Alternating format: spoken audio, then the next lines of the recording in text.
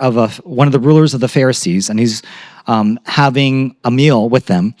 And they get into a conversation about, he notices that they're jockeying for position in terms of seating at this feast.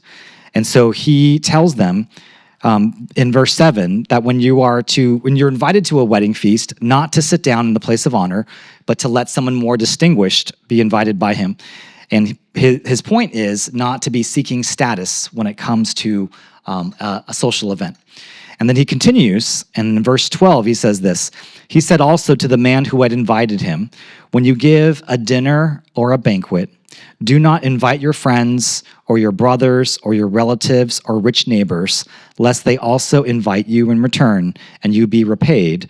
But when you give a feast, invite the poor, the crippled, the lame, and the blind, and you will be blessed because they cannot repay you, for you will be repaid at the resurrection of the just. And this parable continues as it goes throughout, as he continues to discuss it. And then again, he talks about another great banquet where people are invited, and a lot of people begin to make excuses about not being able to make it. And then Jesus commands that they go out and find the crippled, the blind, the poor, and the lame. And again, the principle is still the same, to look for those who are not looking for status. And as I think about the purpose of having a workshop like this with those with disabilities, it is those who are in touch with our true spiritual condition apart from Christ. Because apart from Jesus, we are all poor and crippled and blind and lame. And what we're looking for, what we think we want, and we're deceived about, is we want to look for people of status, to improve our own status because we have a selfish need to feel important. And what Jesus is saying is, look, I want you to lay down any sense of importance and get in touch with your true spiritual condition. And the way that you get in touch with your true spiritual condition is if you're among those who have a difficulty in their physical condition, those who are dependent on others and who are overlooked and who are helpless. Because those who have a difficult physical condition are often aware of their spiritual impoverishedness, of their spiritual poverty. And so the purpose of this workshop is to be able to see the people that we normally don't see and recognize that that's what Jesus did for us when we were overlooked, when we were unseen, when we were poor and blind and crippled and lame without him. And so I want you to keep that in mind as we go through this workshop, that when we talk about disability, we're talking about all of us, because brokenness is normal. Being impoverished and poor and blind and crippled and lame is normal as part of our spiritual experience, as part of who we are apart from Jesus. And he wants to make us whole, and part of making us whole is commanding us to look out and to invite people to the feast.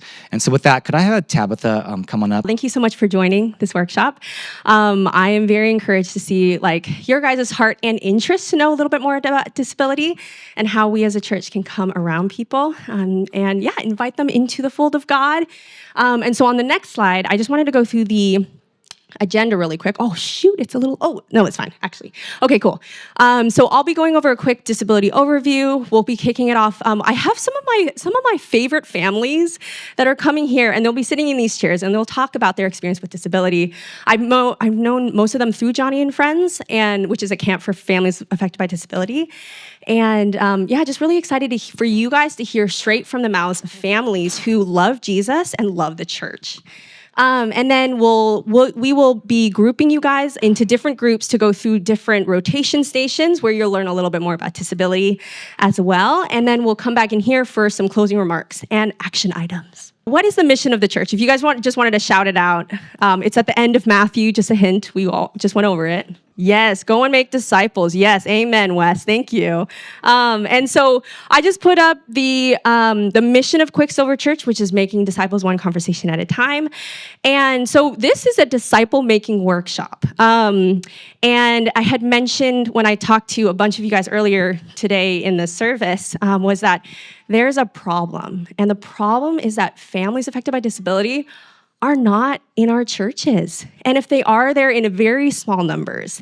And so the goal of this workshop is to give our church, and there's a couple of other churches that are here in our midst too, is to give the church tools and experiences to build relationships and to be a friend to people and to families affected by disability. And so I want to acknowledge, as before, we're not asking churches to make disability programs or things like that. That'd be great, but here we're just asking and we're hoping to equip you guys to be a friend. And so in my next slide, I wanted to just ask the question. I don't need any responses. This is more rhetorical, but for you to think, when you think about disability, what comes to mind? And I will have an awkward pause here for you guys to think. But yeah, when you think about the word disability, what does come to your mind? You might think about your own disability. You might think of a family member with a disability or somebody that you interacted with on the street. You might have negative connotations that associate disability, like burden or weak or helpless. There might be positive things that you associate with disability, like inspiring or resilient or unique. And so I wanted to just address, what is a disability? The WHO has a definition, which I think is somewhat helpful, is an impairment in a person's body structure or function or mental functioning. So this can include people with Down syndrome, autism, cerebral palsy, spina bifida, or other physical disabilities. But it also can include people with schizophrenia or depression, eating disorders, as well as a whole host of other invisible disabilities. Another question is, why should the church care about disability? And Fred, he totally answered the question as to why when he was up here speaking. But I did want to address that on the next slide, is that disability affects the family. And these are just a handful of things. It's not an exhaustive list, but things I just wanted to highlight, which you'll also hear from the parents during the parent chat. But yeah, family bond. Sometimes there are families affected by disabilities and that are very supportive and protective of their family. And as far as family bond goes, it explores more in depth. They're able to explore more in depth the realm of unconditional love and what that looks like for their family. Families affected by disability can have an increased empathy and compassion for others. I know for me, some of my most caring friends and the ones that are able to come to me in times of suffering and speak to me are those affected by disabilities, because they understand. It's kind of like that Hebrews where it talks about Christ, being he is not a high priest who is unable to sympathize with us in our weakness. So I think about those things. Advocacy is another one. There are a lot of families with disabilities who are advocates in areas such as healthcare or education, or the families that are here who are talking about disability at a workshop. Social isolation is another huge one. And we see this very prevalently due to health constraints or difficult behaviors or unwelcoming environments. Sometimes that can also mean the church can be an unwelcoming environment for these families as well. And this can cause families to remove themselves from typical interactions with the greater society. Marital stress is another one that I'll highlight. There's stress that comes with not only attending to your typical children, which I know a lot of you parents experience, but how much more with somebody affected by disability and a child that you have to care for all the time. There can be difference in opinions, divorce happens, and single moms. I want to also acknowledge that. Single moms and dads sometimes have the unique experience of carrying the burdens of parenting in that way as well. And then obviously shift in expectations for children. Your child, for these families, they might not graduate high school, but they also might not ever walk. They might not ever eat without assistance. And so I think that these are a lot of the things that we take for granted in these areas. And then lastly, financial hardships. It can be expensive with medical bills, home renovations, special equipment, therapy, all those things. And so I just kind of wanted to give a quick outline of how disability affects the family. But on the next slide is I wanted to just double click on a little bit like how disability affects the church. And it affects the church in such a beautiful, beautiful way. First is that disability affects the church in that we are to love like Christ. Just as Fred said, many people have said this before, but every interaction within the church should be entered into with intentionality. You never know if a family has been turned away by a previous church that they have gone to. You never know if somebody that you might be speaking to might be on the autism spectrum. So there's a lot of things that we don't know about each other, but I think it's just encouraging to be intentional and to interact. But and I think Fred, either in your sermon or just right now, you mentioned sacrifice, and how loving like Christ requires sacrifice. And I do want to acknowledge some of you guys might have had a bad experience with disability in the past. That might be true. You might be, and that promotes fear. And this is a very hard ministry to work in if you do it. If you're a part of a disability program or whatnot, but loving like Christ is sacrifice, and it is also results in kingdom work, which is making disciples. And then the last point I wanted to make before we transition into a video in 2 slides is disability affects the church to love as one body of Christ. The church needs each part, and they need each part's gifts. If we don't have people affected by disabilities in our church, we're missing people. And I think I've heard many times that some people say like, oh, well, we don't have people affected by disability in our churches. And the thing that I think about, and my response to that is that, well, you probably do, and you probably just don't see it. But the other thing is that I will respond to is like, well, we should have people with disabilities in our churches, because if they are part of that one body, we're missing the arm, we're missing the leg, right? Huge part of the body. And so this workshop is hopefully you'll be able to hear that through some of our families that are going to be sharing later. 3 points before we actually get into the video that I have for you guys is just like a couple reminders. Don't forget, be patient and curious as we interact with image bearers of God. These families are made in the image of God. Get to know them as Christ would. Second is to engage with grace, and to also remember that there is grace for you.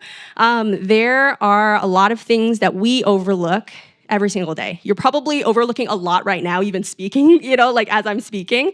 Noise in the back, maybe my hand gestures are annoying you, I don't know. But there's a lot of things that we overlook in a given day, and we're just asking that we overlook things for one another in order that we might be able to engage with that grace that Christ talks about. I also want you to rest in the fact that you can also receive grace as you interact with families affected by disability. And that, others, they'll also overlook your shortcomings if you might say the wrong thing or feel like you did the wrong thing, right? But that there's grace on both sides as you interact. And then last, build a relationship with another image bearer of God. It's all about relationships. As Fred said, it's all about being a friend. There's a gap between the church and these families. And, like Christ, we can be intentional to initiate and to make disciples until his house is full. So with that, Sam, if you wanted to play the video, that would be amazing. Here at Johnny and Friends, we believe that Christ is the only hope for the world, and that the church, as a body of Christ, has been given a common mission to go and make disciples of all nations. Throughout his ministry, Jesus made it clear that this included sinners and tax collectors, Roman centurions and Jewish Pharisees, people with disease, and people with disabilities. Early missionaries like Paul carried the gospel far and wide across the Roman Empire, and no barrier, not even the threat of persecution or martyrdom, could stand in the way of the gospel's advance. But in our churches today, we have, without even realizing it, created barriers that keep people with disabilities from the gospel. How do we ensure that we're ready to welcome anyone into our communities? The child with autism, the woman with intellectual disabilities, the man who's lost use of his arms and legs? Or how do you encourage the expectant mother who's learning she's carrying a child with a life-altering genetic defect? Cliche answers and platitudes won't do. Our churches must reflect in word and action the reality that everyone is created in the image of God, that Christ died once for all, and that each of us has value to contribute in the body of Christ. Being an accessible church means far more than making buildings accessible. As Sam Alberry puts it, people don't enter a church, the church enters a building. When we include people with disabilities in our communities, we are reflecting something that is already a reality. Christ died for everyone. Everyone who knows Jesus needs to find their place in the body of Christ. Without them, the church is incomplete. We're not going above and beyond the call of the Great Commission. We're fulfilling it more completely. When we make room in our churches for those on the outskirts of society, we are filling God's house. You're not alone on this journey, and it's our prayer that Johnny and Friends church training resources will encourage and equip you for every good work that God has planned for you. So I actually used to work for Johnny and Friends. So they have so many resources on church trainings and things like that. And so, such an amazing resource. That's actually how I got started with disability ministry as well. You see yourself, Paige? I know. Beautiful. Okay, so I'm going to invite the parents to come up for this parent chat. We have a handful, as mentioned earlier, of some of my favorite families here today, and all of which I met through Johnny and Friends. Just such beautiful pictures of like the way that God is working in these families. And it's been such a beautiful thing for me to see their grace as they interact with in places like the church. And so I am so thankful to have all of them here today. I would love for each of you guys to introduce yourselves and then also maybe talk about, how disability has impacted your family. I had mentioned on a couple slides ago about some of the joys, but also some of the challenges that affect families with disability, and all with the goal of hoping to share with these churches that about like how we can best love you guys and what your experience has been. So Will and Elizabeth, maybe I'll start with you guys. I'm Elizabeth, and Will. And we have 6 kids, and 2 of them have Down syndrome. I think just how special needs has affected our family. For our youngest 2, we adopted both of them. And that was part of an intentionality for our family, just to be inclusive, as well as a desire to just love all people. That was also talked about with our 4 older siblings. And so then the good ways I think that it's affected our family is in the sense of that our 4 older ones just basically were engulfed in that kind of just that everybody is an image bearer of Christ. And so they got to see that.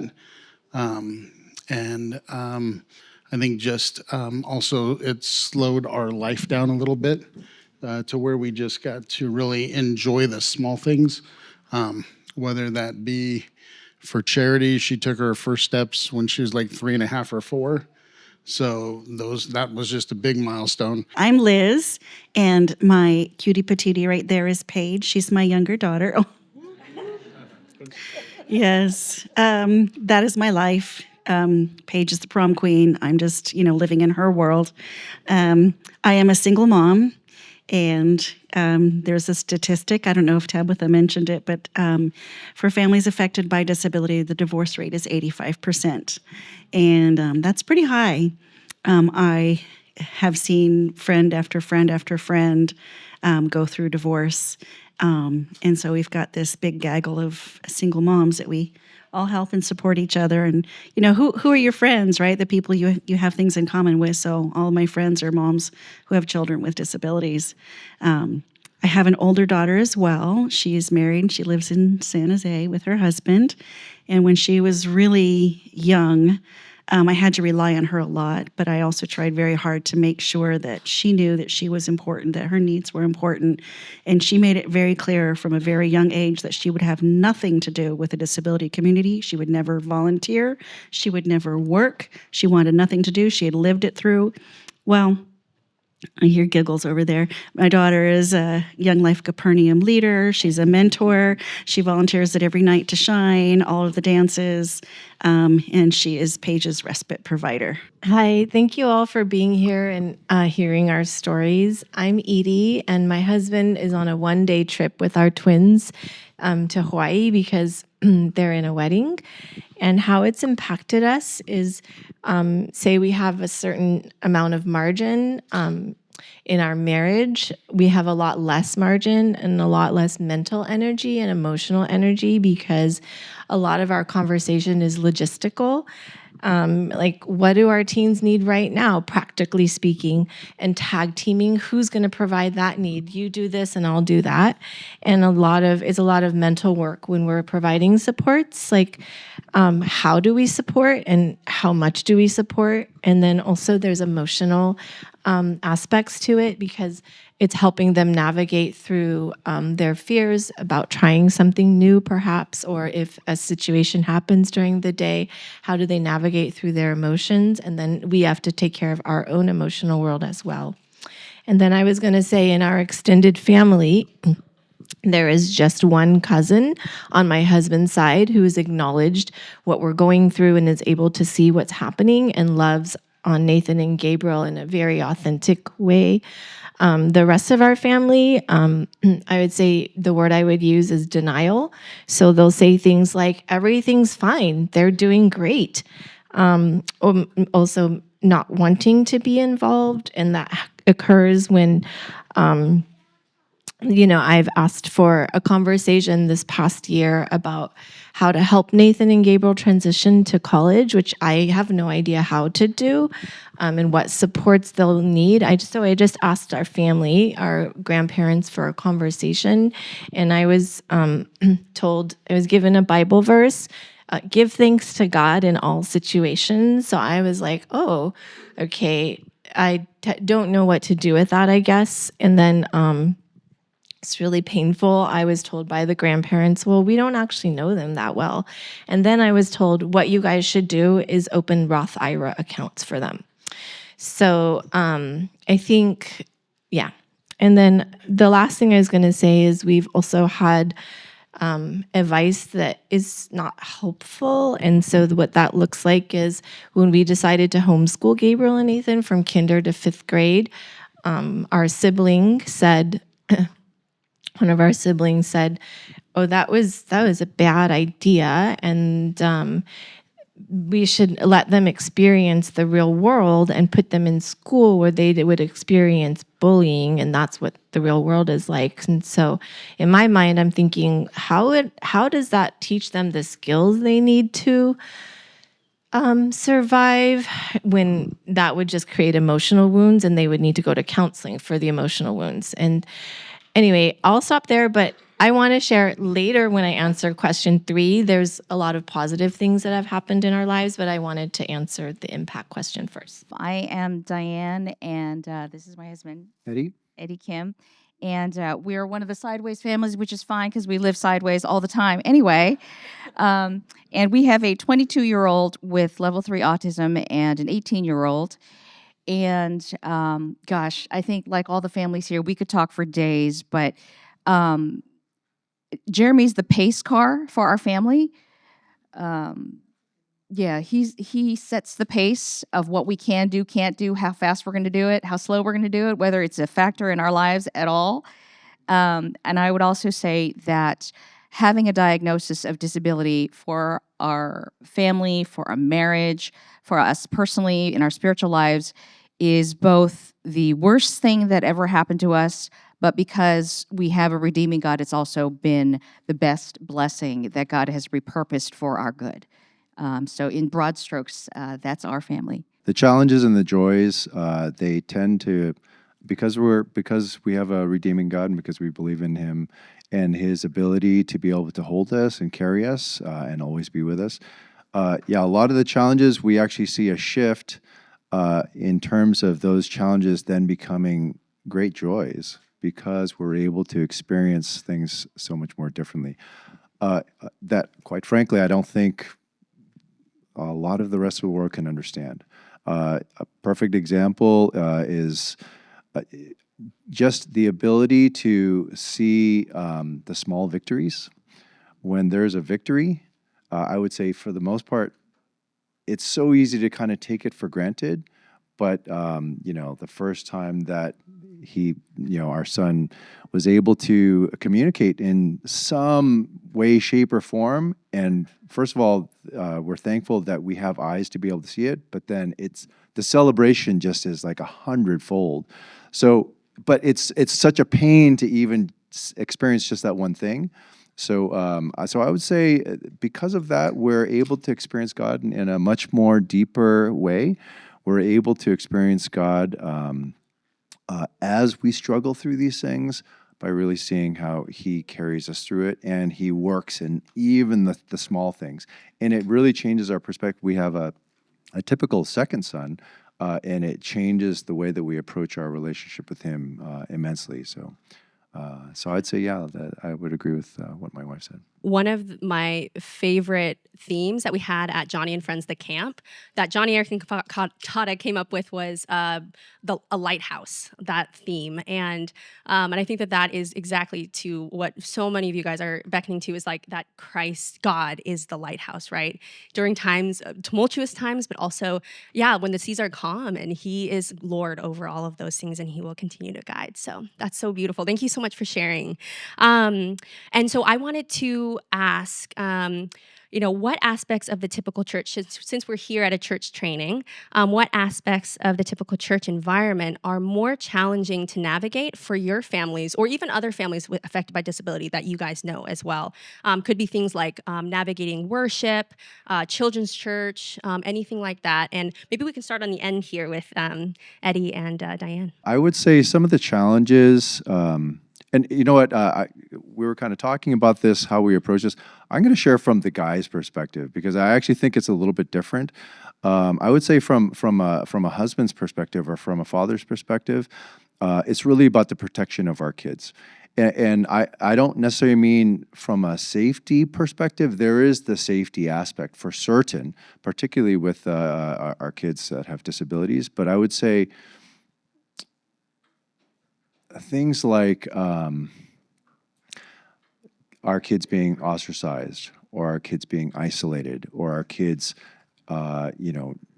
being judged by, and this goes through all, I would say all the different levels of ministry, being misunderstood, and not really having the support to be able to really navigate challenges that, relationships that are challenging by nature, even to typical kids, how much more so for our kids with disabilities.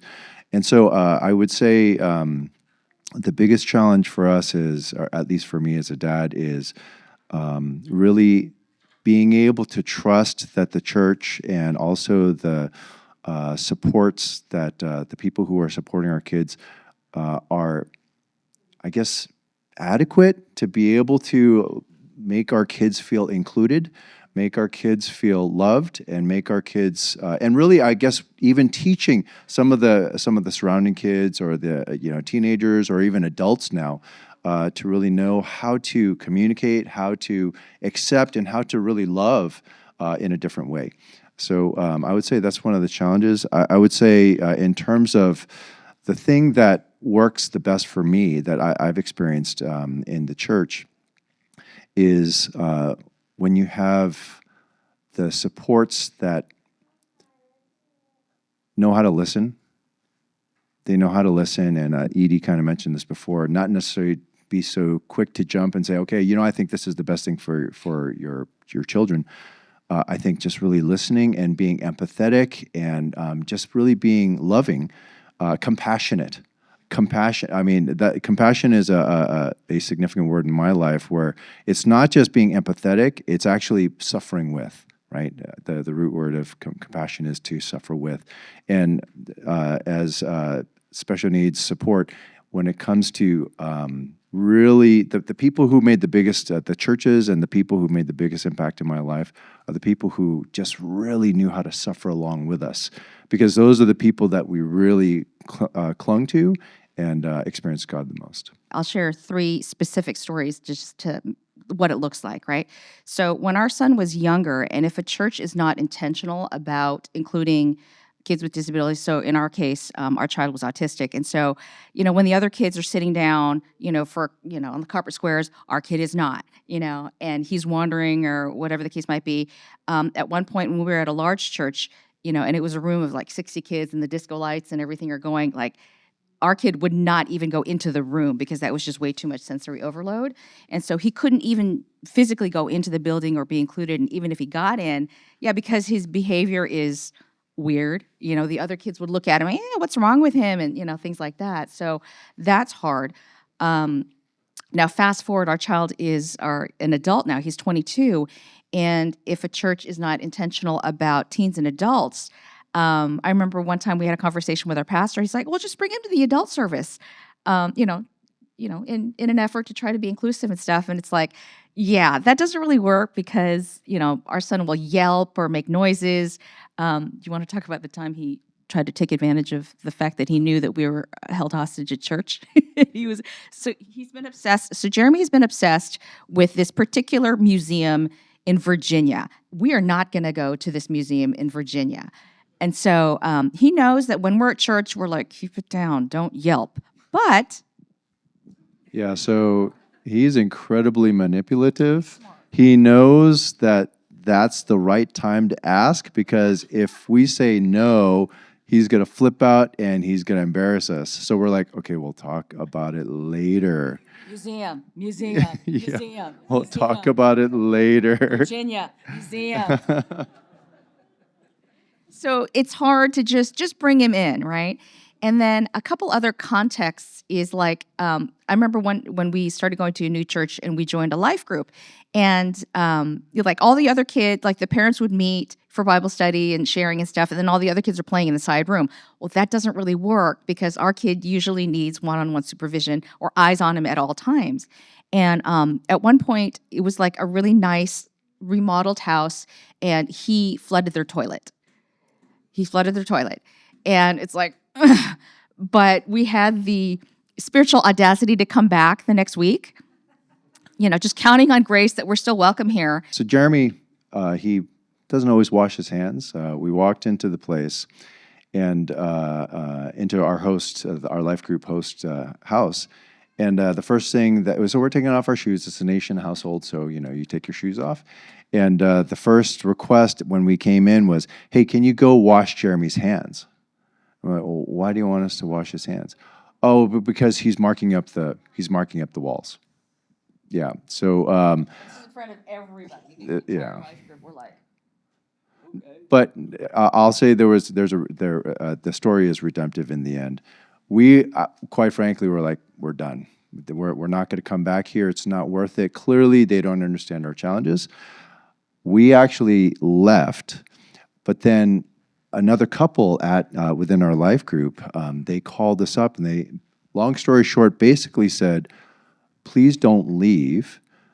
We need you because we need to learn from you. We need you because basically we don't know what we don't know, and we need people like you to be able to teach us and educate us and show us what the right way is, because quite frankly, we don't know. And so I think that attitude and that posture was incredibly, that was Christ to us. That was really Christ to us, and we were really thankful because we were able to experience people who knew how to be compassionate, people who knew just to go beyond empathy and to really be loving by wanting to be involved in our lives. I would say that was the biggest thing. So the mom that reached out to us from that life group, she said, we need you. She said, it's kind of embarrassing, but we need you to learn from. And I'm like, well, what do you mean? She says, every week that you guys have been coming to our life group, when the kids are off to the side of the room playing, on the drive home, our kids are asking me, what's wrong with Jeremy? Why is he like that? Why did God let him be like that? And so she says, every week on the drive home, after spending time with your family, my kids are asking me questions that make me wrestle with my theology of what do I really believe about God's goodness. And I need to have answers for myself, much less to be able to shepherd my kids. And so I'm sorry, she's joking. She said, I know it sounds really selfish, but we need you. And so that's why I really believe when it says in the Bible, the weaker parts, the quote unquote weaker parts of the body are needed and indispensable, like that's that. I'll just share how there is some challenges at church because when we got the diagnosis that Gabriel and Nathan had autism, our first church said they were disabled because we sinned, and we were in such deep trauma that we organized a huge confession night to invite all our friends. Our whole condo was packed, and we tried to think of every possible sin we could have done to confess it. But that, we know now that wasn't best response. Our second church said that we were not allowed to go on family missions trips with everyone else, even though my husband and I, we met on the field and we had been planning on serving God overseas after Nathan and Gabriel were born, but we were like, oh, it's not possible anymore, but maybe we could do this missions trip. And I think that you guys touched on how, at that church we experienced the isolation because other kids are making friends with other families' kids, so the families become friends. And it's easy for Bun and I to make friends, but hard for Gabriel and Nathan. So it's like this invisible wall, And then in our current church, I would say something positive before I share the hard stuff is that our pastor, we attend two churches, one that we serve at and one that we worship at. Both pastors are amazing. Our pastor at the second church, we have a relationship with, and he's extraordinarily supportive. But I wanted to just close and say that 2.5 years ago, Nathan whispered to me in a very soft voice. He said, "Mom, I want to play on the worship band." And he's only had 2 dreams in his whole life because a lot of things are scary for him. So I'm like, oh gosh, I'm tone deaf. I don't know how to do this. I don't even know how to help you. But I try to find a guitar teacher, and we talked to the worship band leader about him playing, and he was like, yes, yes. And so basically, it's 2.5 years later, the worship leader at this small church has said that it'll be many years before they're ever allowed to play with other kids on the worship band. They're not allowed to play at practices. They're not allowed to play with the other kids, even at youth group service where hardly anybody goes to.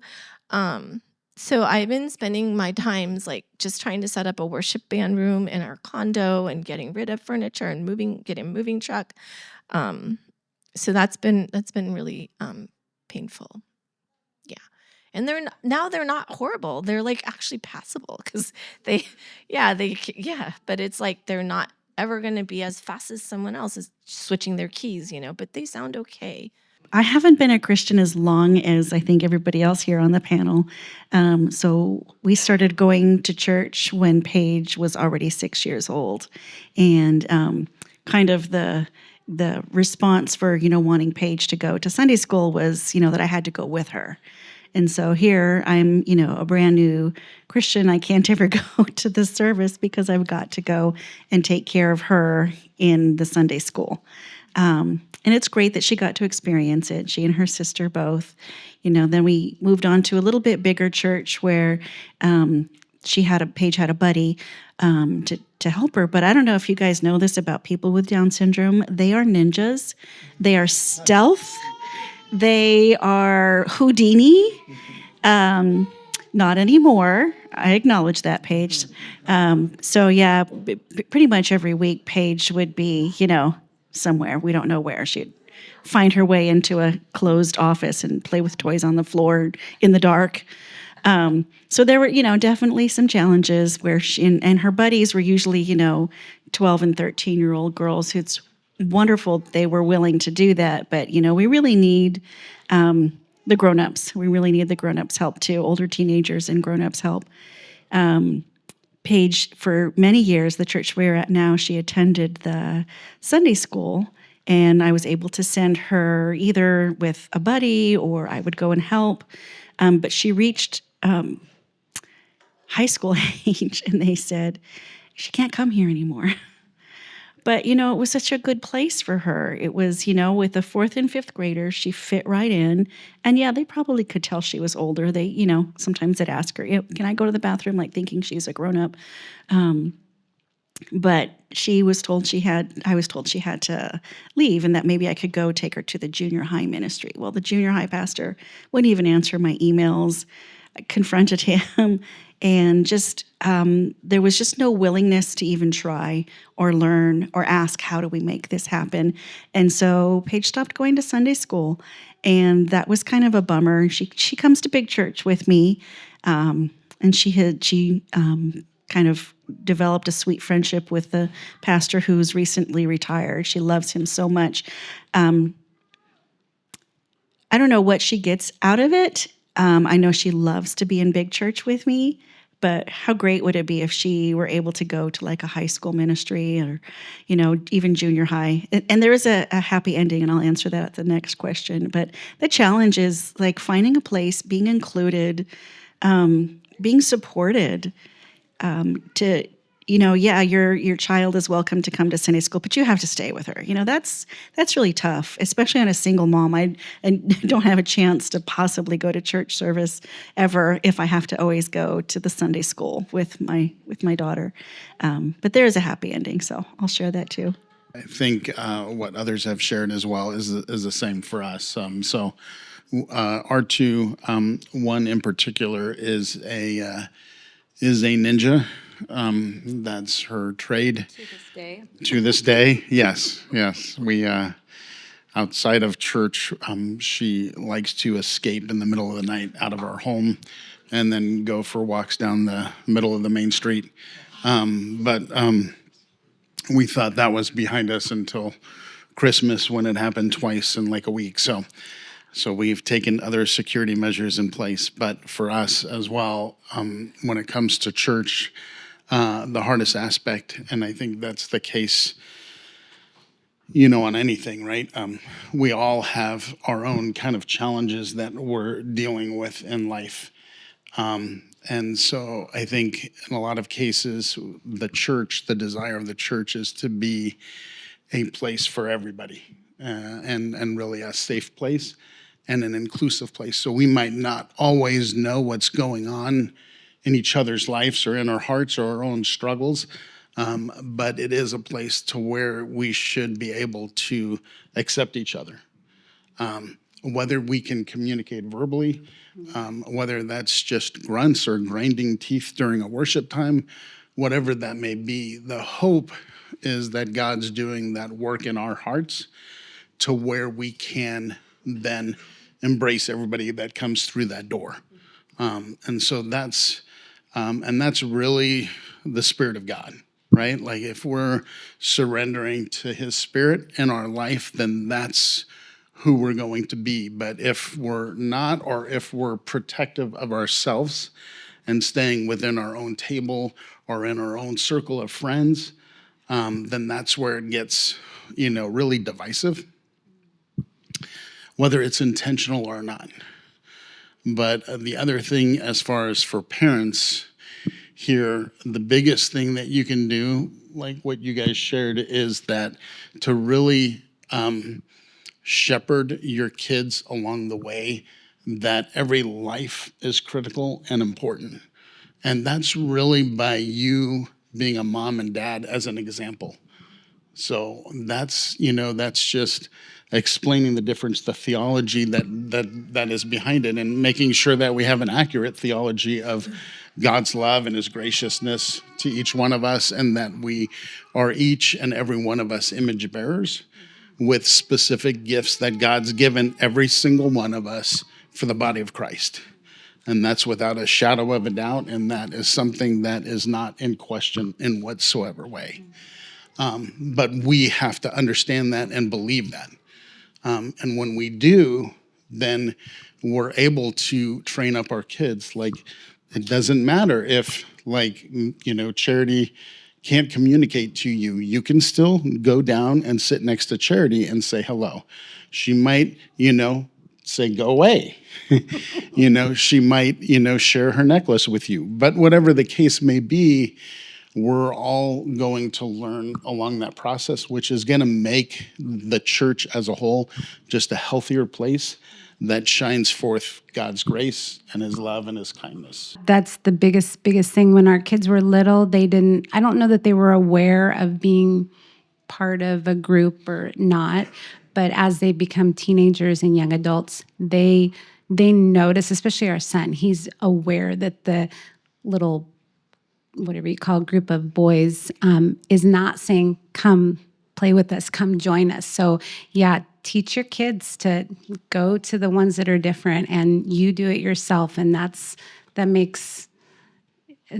is everything. Because when he's had a day at church where, like today, he got a new bomber jacket for Christmas, and they were admiring that, and he was posing, and people were cheering for him, and it was this big thing as he was leaving church, and he's hugging everyone, and he knows that, like, he's it, right? So it's such a big difference. And he's wearing that jacket today, so if you see him, comment on it. But yeah, thank you guys so much. I think that question was very vulnerable, and so thank you so much for sharing kind of your guys' experiences in that, and just showing us the ways in which the Lord can continue to work, and also, as Eddie, you said, redeem certain really, really hard situations that you guys have experienced as well. The last question I will ask before we break out into the rotation stations is, what are some helpful things that churches or other faith-based groups have done to make you guys and your families feel welcome and loved? We were at a church for a number of years that was really hard place to be. And our new church, the very first Sunday that we went there, I feel like I've shared this story before, but my son was sitting in the middle of the aisle next to us in church, and it was before, kind of laying, sprawled out. And church hadn't started, and just as the worship team went up, I was starting to get up out of my seat to try to see if I could grab him to come sit next to me. And one of the pastors, he must have read my mind. He came at, whoa, I'm so sorry. It was kind of like that. He came at me and he's like, leave him there, let him stay. And I was like, oh, wow, that did it for me. For us, like I shared earlier, we have one that likes to go everywhere very quickly and very fast. And so a lot of times we'll be in church, and then before I know it, I look over and that little one is gone and going out the door. And so as we've been there at our new church for a little while, there's someone at the door. Okay, he went outside. He didn't go in the bathroom. And then there's someone outside, and he's like, oh yeah, I talked to him, and he's sitting down and we're drinking water. And so by the time I get out there, 3 people have spotted him and kept an eye on him. And so, and the other aspect is usually we have 2, and so we're kind of split teams. So Elizabeth is keeping an eye on Charity. I'm keeping an eye on Nico. And so our engagement with others in the church is limited. But the big thing that has always been helpful and appreciative is they'll look and see my eyes looking, and they'll go, oh no, I just saw him. He's right over there. And so just that in itself, to feel like we're not alone, but that there's others that are keeping eyes on our kids. So. When I mentioned that Paige got kicked out of Sunday school and I didn't have a place for her, I don't even remember the details, but somehow the youth pastor at the Willow Glen Methodist Church heard about us, never met us, didn't know her. She got word back to me that, hey, Paige is welcome at our joint youth ministry. It's 3 churches. The kids meet, one night a week. They have different events and different games, and we want Paige to come. And so I said, oh, sure, yeah. So the youth pastor got up, and before Paige had ever even attended, and she said, hey, we've got a young girl. She's a teenager. She wants to come join our group. She's going to need a little extra help. Is anybody willing to help her? 6 little girls raised their hands. And all they did was ask. They didn't have a disability ministry. They didn't have somebody in their group with a disability. They didn't have the experience. They didn't know what to expect, but they asked, and 6 girls raised their hands. And so Paige, for her entire high school time, got to go to this joint youth ministry. And I live in Sunnyvale, and you guys to drive on a weeknight down to San Jose once a week, man, that was a lot, but she was included, and she got to do Messy Olympics, and she got to do this thing where they drink a soda really fast and who has the biggest burp. And they got to do, whatever you do at youth group, in addition to all the crazy, silly games that she had. And so somehow I think it was a friend of a friend who mentioned it at her book club or something. So yeah, that was our amazing success story, that somebody who didn't have a clue what to do still did it. This is amazing. This opportunity to be able to talk with you all. I think this is extraordinarily healing for us, and just to be able to have a voice with you. So along the lines of opportunities such as this one, Nathan and Gabriel had the opportunity, and they're still working as assistant teachers in Sunday school, and they've been doing that for 6 years. They just went on their first missions trip with Westgate, and Gabriel's a greeter at Westgate. And at GRX, we love the pastor there. Nathan has preached to the whole congregation, and Gabriel has led announcements about his personal passions, which is to help those people who are affected by the war in Ukraine, and to help homeless people with the organization City Team. And finally, and best of all, they have a friend at the small church that we serve at. And that friend he's neurotypical, but he's even had a sleepover, several with them. And he has 2 acquaintances at this little church that joke around with him, and several acquaintances at Westgate that also love to joke around with them. And I just want to say one last thing that Tabitha said earlier. It's amazing to be taking down this invisible wall that is between us, and that we're so excited and hopeful for God's vision for the house of God to be full. I think when people hear disability ministry or inclusiveness, it can sound kind of daunting and big, and I'll let the big churches do it because they have all the bells and whistles and the disco balls and budget and things like that. But we've been to large churches and small churches, and I would tell you, and this is what I'm always preaching, the biggest ingredient for me, for families like us, is heart and hustle. All it takes is heart and hustle. And what does that mean? A lot of times people are like, they're kind of squeamish, like the invisible wall that Edie was talking about. Like, we're afraid to offend them or say something wrong. We don't know what to say. We don't know what to ask. I think the biggest blessing for me is when someone demonstrates that they have a heart to want to know about our kids, want to know about our family. And it just boils down to asking questions, having a heart to learn and having a heart to listen. Don't worry about not having the right thing to say or knowing what to say. Just ask us. We have plenty to say, and we have plenty that we would love to share, just as you can tell here. Just ask us, and don't worry that that's going to rub us the wrong way. If anything, we love it, right? Because it shows us that you have a heart for our kids and for our families. So just ask questions. Tell me about your kids. How can we make this work? Is this working? What can we do to come alongside your family?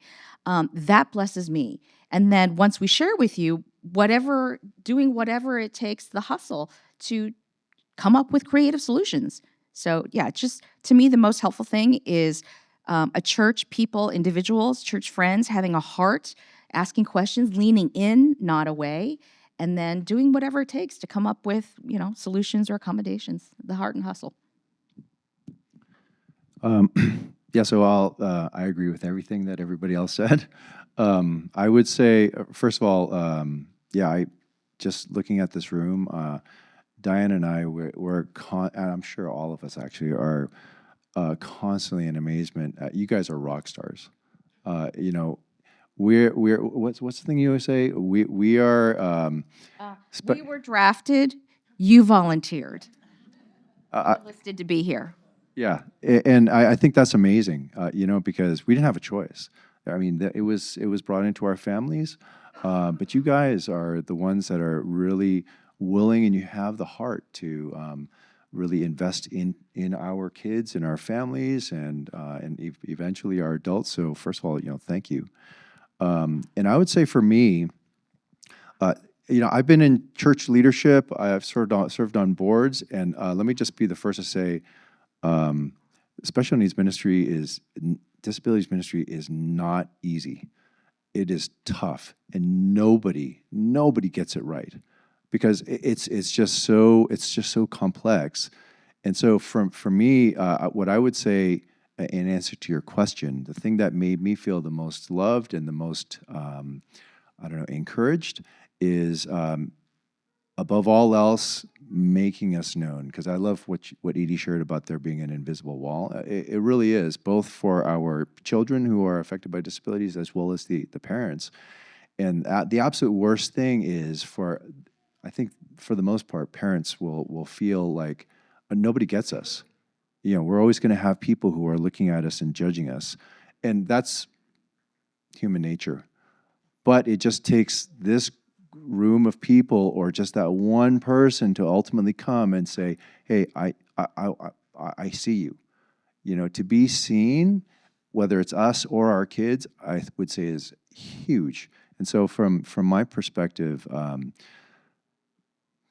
trying to get it right or trying to get it perfect, it's an impossible task. But the fact that really allowing us to be seen by people lets us know that we're being seen by God and by the church, and that we're able to experience godly love, I would say, through all of that. And so I would say it kind of mirrors everything that everybody else shared, but I would say that's probably the biggest thing for me. Thank you to each of you guys for being on this chat. It was so special to hear about your guys' experiences and also see the ways in which the Lord is continuing to work in and through your families affected by disability. So let's give them a round of applause. Thank you. We'll be heading into the rotation stations. We'll break now, and then we'll reconvene after 4 rotations back in this room.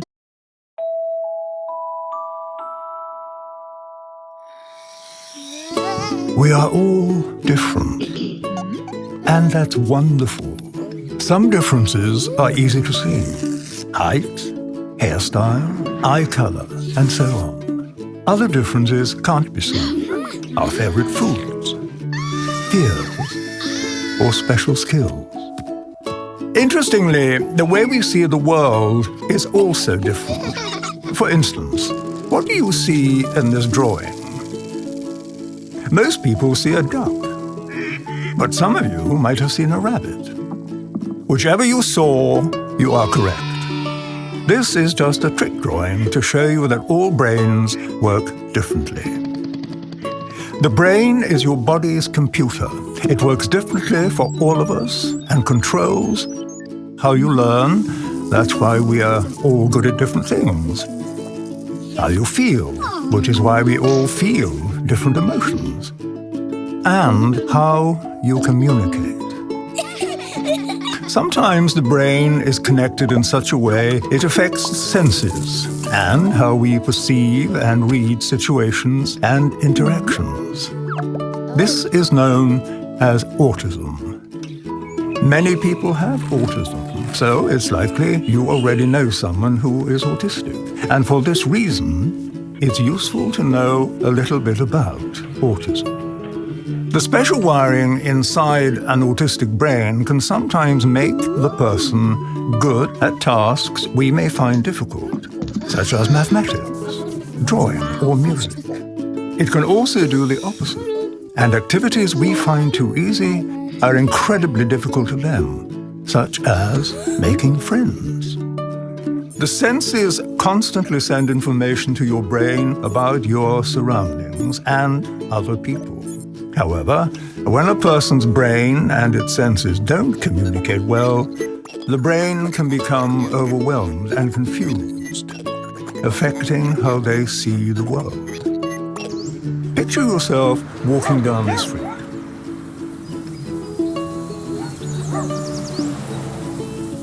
This is how an autistic brain may experience the same walk. Scary, isn't it? Sadly, in many cases, the person can't say out loud how they feel, So even though there's chaos going on in their heads, they seem okay on the outside, unable to ask for help. We will develop behaviors to help us feel calm in uncomfortable situations. We may look away, hug ourselves, chew our fingernails, fidget, bite our lips, and so on. Equally, autistic people develop behaviors that help them cope with these intense moments. These actions may seem unusual, but they're just their way to feel calm. When they happen, it means they are having a hard time. The kind thing to do is not to give them an even harder time by getting cross, ignoring them, or mocking them. Remember, just because a PlayStation can't read an Xbox game, it doesn't mean it's broken. People with autism need friends who are willing to take the time to know them. With good communication and plenty of patience, everyone would be better off. People with autism are not ill or broken. They simply have a unique view of the world. And with a little support from their friends, they might just be able to share that view with us. Autism can make amazing things happen. So Night to Shine is Tim Tebow's prom. He's most likely not going to be there, but if it convinces you that you can come, then yeah, sure, he'll be there. So this is taking place. It's a prom for families affected by disability, and so there are a number of ways that you can get involved in this. And if you're curious, typically I volunteer as a buddy, like one-on-one with somebody with disabilities. It's like massive. We have like 200 people, like honored guests that come and participating in the prom. And so there's like tiaras, you can help with makeup, you can, help in the paparazzi line as well. So that this is a really, really fun event if you guys are interested in kind of taking what you learned today to, just more action to act on it, I guess. So I'll leave that up for a couple of minutes. But I wanted to say a couple of thank yous. And we'll also be posting some other ways to get involved in the disability community if you're interested in it. First and foremost, thank you so much to our elders, to Grant and Austin and Fred for allowing us to put this on. This is great. Very encouraged by your guys' leadership in that way, and just your support as well. And then Christy also helped with the flyer, so thank you so much for making the flyer for this, as well as Shelly did food, so thank you, Shelly, and Sam, AV, Wendy, all your counsel and your support, so thank you, Wendy. And then all the parents, some of the parents have left, but the parents on the panel, amazing. Thank you guys so much. I think Liz is still here, so thank you. And then to our rotation station leaders, Anna, who did the autism station, and then Liz and Paige communication, and Kathleen coming in clutch the last day to lead our intellectual disability station. Thank you so much. That was a fun one. I have never experienced that before. And then obviously Margaret, who led the wheelchair experience as well. And then, last thank you is to you guys for being here. Thank you so much for taking time on your Sunday to be here. If you have any questions about disability or disability ministry, let me know. Happy to talk a little bit more on that. Fred is going to pray us out. Johnny and friends, I'll be sharing this on the social channel as well. But family camp is this summer. We need more volunteers. We also need more volunteers for this one too. But I'll be sharing more information after this. Father God, thank you for your abundant love for us. And Lord, I just confess for myself the many mistakes that I've made as the panel was sharing about difficult things that churches do. And so Lord, we confess that we're all broken and weak in learning. And thank you for the hope that you give us through your Son to give us a new heart. So would you manifest that heart and hustle that Diane mentioned, because you have loved us and you see the unseen. And so, Lord, thank you that you are also a redeeming God and that you can address and you do make us whole out of brokenness. Thank you that we can look forward to that in the future when you return. So thank you for what you have done in our lives. Would you continue to work? We thank you for what you're going to do. In the name of Jesus, we pray. Amen. All right. Hi. What did he do?